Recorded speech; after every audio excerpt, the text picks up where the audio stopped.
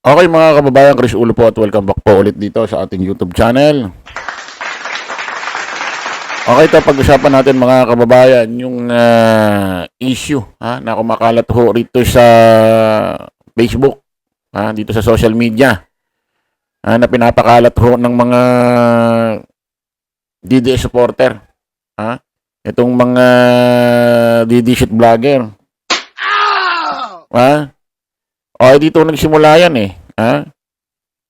Ito, makikita nyo sa screen, Bantay sarado ang bahay ni Kulong Pulong. Nagtipon-tipon ang ilang vlogger at volunteers sa labas ng bahay ni Davao City 1st District Representative Paulo Pulong Duterte sa Katalunan Grande noong Abril 1. Ayan na, 2026.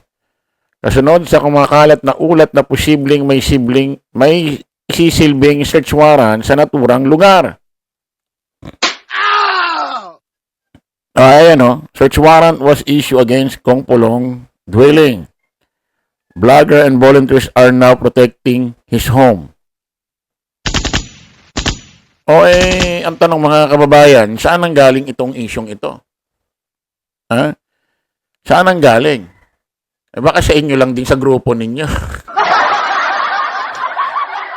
Kasi mga kababayan, mga ka-analyze, kung itong isyong ito galing ho dito sa administrasyon, dito sa kabilang kampo, siguradong ibubulgar na nila yan. Nagaling kay ano. Ang problema, sa vlogger lang ako nagmumula.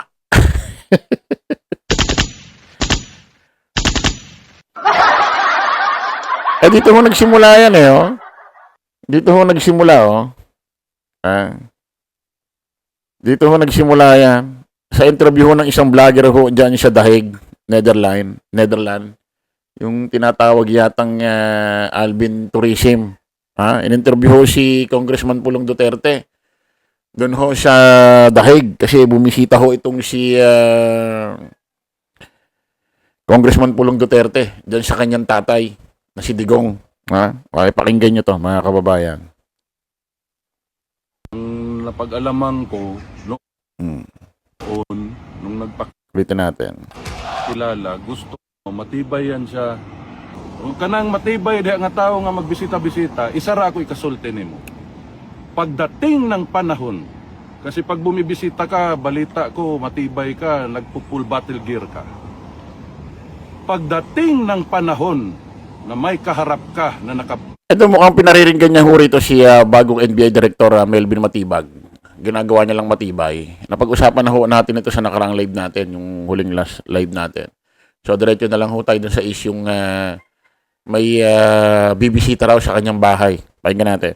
full battle gear. Matibay ka man kaya, huwag kang pumiyok ha.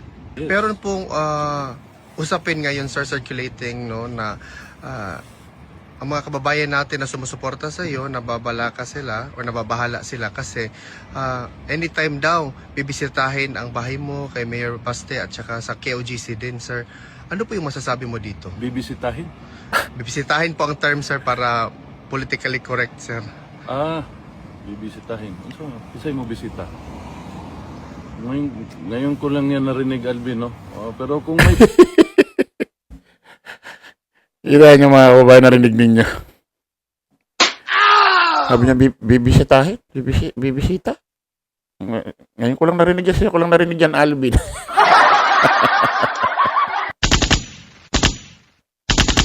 Parang pinagloko-loko na rin itong pamilya Duterte ng mga vlogger, bisita pa gamit na term, Bisita pa gamit na term. Ayaw pang sabing lulusubin, pupuntahan. Siguro nag-iingat sila sa word na kung ano po pwedeng i-file ho sila ng i-file sa kanila ng kaso ng Philippine National Police or National Bureau of Investigation. Kasi nga kasi mga kababayan una gamitan ho natin ng utak to, Wag natin gaya yung utak nila. Kung talagang may bibisita daw sa bahay nila Pulong, kay Pulong unang sasabihin yan. Sa kanya ititimbre.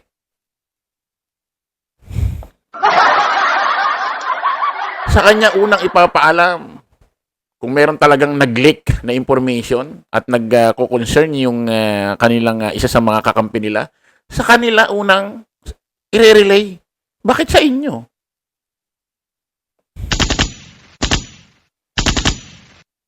At sisiguraduhin na i-relay sa kanya para hindi na muna umalis siya ng Pilipinas at huwag niya na muna lawin si Digong at paghandaan yung sasabihing bibisita sa bahay nila.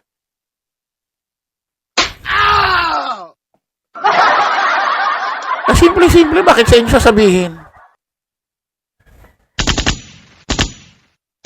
Nangyayari dito. At kung talagang bisitang formal lang yung gagawin, eh bakit nagpapanik kayo? Bakit nagbabantay kayo doon sa bahay ni Pulong Duterte sa labas? Ha? Oh. Dito tayo sa bahay ni Congressman Pulong Duterte. Ano, kami nagbabantay dito, naka full alert, full force. Ayan. So, study tayo ng search warrant. So, kung may mga bisita man na dumating dito sa bahay ni Congressman, kasi meron tayong mga naririnig na mga chismis. So, kung mayroon ba mga bisita na pumunta dito sa bahay ng ating butihing congressman, Laki pala ng bahay ni Pulong Pulong. Duterte. So, naka-full alert po dito ang mga staff po ni Congressman Pulong Duterte. Ayan. Ayun. So, hindi natin alam ang possible na mangyayari. So, mas okay na nag-iingat mga boss. Let's go! Dito tayo sa Ano daw? Bibisita sa bahay ni Pulong Duterte. Mas magandang nag-iingat na po. Ano yun?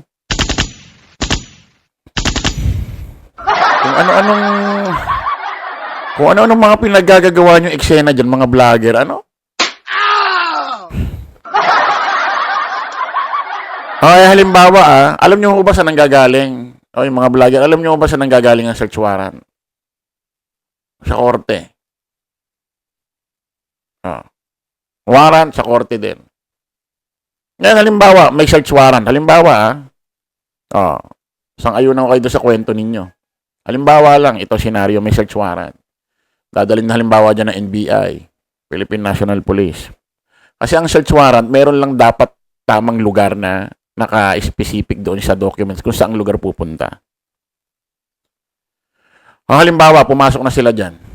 Ano feeling niya? Masusundan niyo sila sa loob?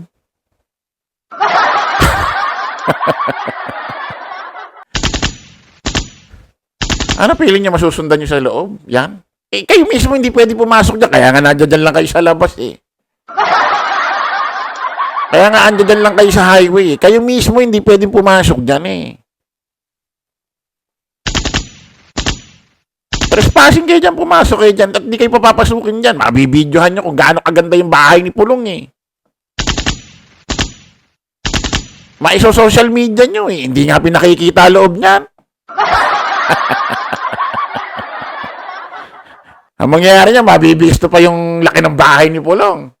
Ha? Yung kanyang mansyon, eh, sabi mahirap lang daw sila eh. Ba't ko ba nasabing ito? Wala to, gawa-gawa lang ito. Bakit gawa-gawa lang din ito? Parang nung nakaraang taon lang din to eh. Nung anong buwan ba yun? Mga bandang March din yun. Parang ganito, kadikit lang eh. March, April eh. Oh. Nung nakaraang taon, no? Vlogger lang din nagpauso nito eh. Oh.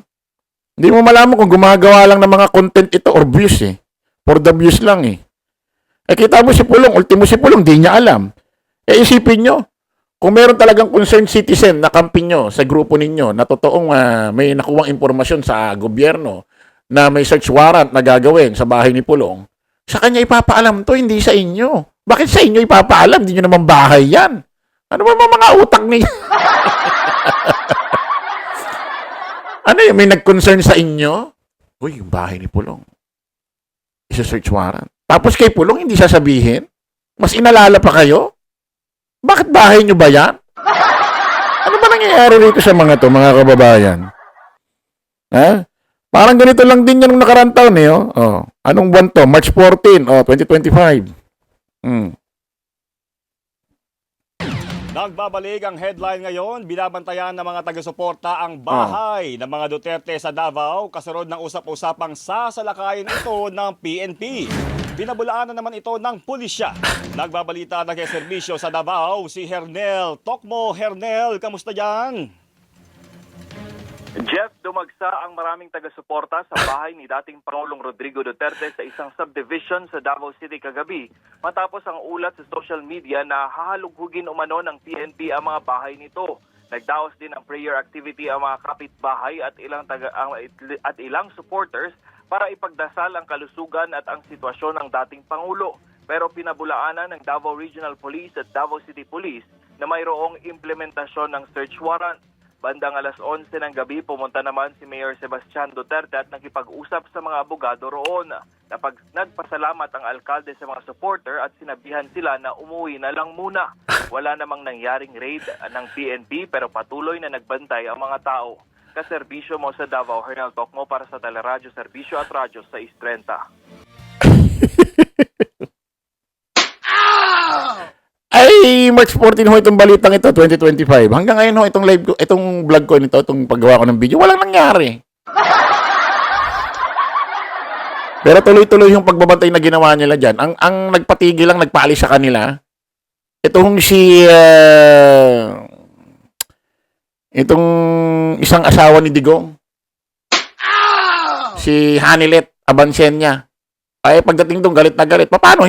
Isipin nyo, ang pangit tignan, bahay ni Digong, may lona, may mga upuan, may ilaw, may kumakain ng biskwit, may nagkakape. Ay, parang may naglalamay eh. Ang pangit. Oh, pinaalis sila. Di ba natatandaan yung isyong yun? Pati yung mga DD-shit na supporter doon nagtampo sa mamaloob kay Hanilet Abansenya. Ang pangit daw ng ugali. Bakit na ugali? May karapatan siya dyan. Bahay ni Digong yan. Mga utak. Akala nyo kasi porkit supporter kayo ni Digong, lahat ng galawan nyo, sinasabi nyo, pabor pa rin sa pamilya. Hindi nyo naiisip. Ang pangit na ng ginagawa ninyo. Tapos ang ginagawa lang naman doon, nagbablog, nagla-live, ginagamit lang for the views. Tapos yung mga malilit na vlogger, na mga wala pang 1,000 ang subscriber, nagpupunta doon, ginagamit para ma-monetize sila, para dumami subscriber nila. Narinig nyo si Pulunga, di niya alam. Tapos kayo, alam nyo.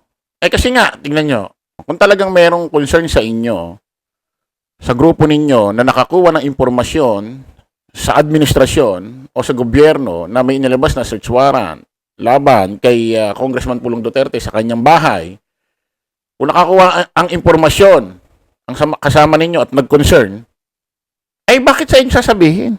Hindi nyo naman bahay yan. Di ba dapat sasabihin kay Pulong para hindi mo na siya umalis ng Pilipinas at bumisita muna sa tatay niya at hindi mo na magpunta ng dahig? Manatili muna siya dyan para mapaghandaan niya? Si Pulong hindi niya alam.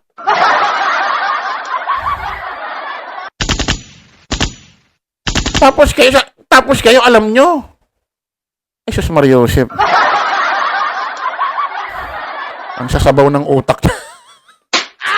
Ang sasabaw ng utak niyo.